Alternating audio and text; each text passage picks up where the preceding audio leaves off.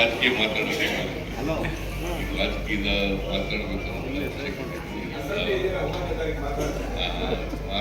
ಮಾತಾಡ್ತೀವಿ. ನಿಮ್ಮನ್ನು ಎದುರಿಸತಕ್ಕಂಥ ಶಕ್ತಿನೂ ನಮಗಿದೆ.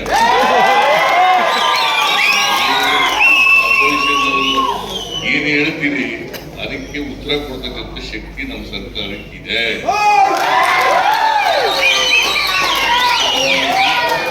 ನಾನು 41 ವರ್ಷದಿಂದ ಇದ್ದೀನಯ್ಯ. ಎರಡು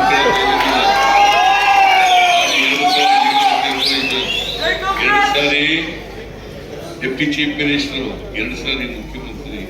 ರಾಜ್ಯದಲ್ಲಿ ಉಳಿಯಕ್ಕಾಯ್ತಿದ್ದೇನೆ.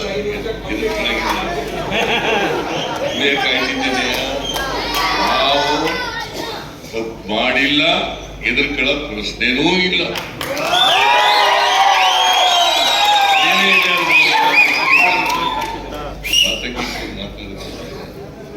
ಈಗ ಇರುವೆ ಇದನ್ನ ಅತ್ಯಂತ ಸಂತೋಷದಿಂದ ನಾವೆಲ್ಲರೂ ಸೇರಿ ಸರ್ಕಾರ, ಇಡೀ ಸರ್ಕಾರ, ವಿರೋಧ ಪಕ್ಷನೂ ಸೇರ್ಕೊಂಡು ಎಲ್ಲರೂ ಸೇರಿ ಶಂಕುಸ್ಥಾಪನೆಯನ್ನ ನೆರವೇರಿಸಿದ್ದೇವೆ.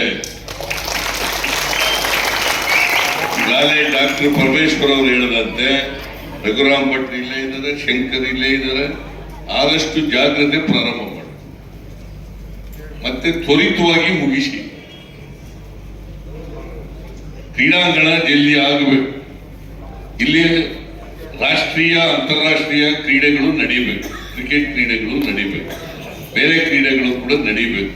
ಅದಕ್ಕೆ ಅವಕಾಶ ಮಾಡಿಕೊಡ್ಬೇಕು ಅಂತಕ್ಕಂಥ ಮಾತನ್ನ ಈ ಸಂದರ್ಭದಲ್ಲಿ ಹೇಳಿ ಮತ್ತೊಮ್ಮೆ ಎಲ್ರಿಗೂ ಶುಭ ಆಗಲಿ. ಕ್ರಿಕೆಟ್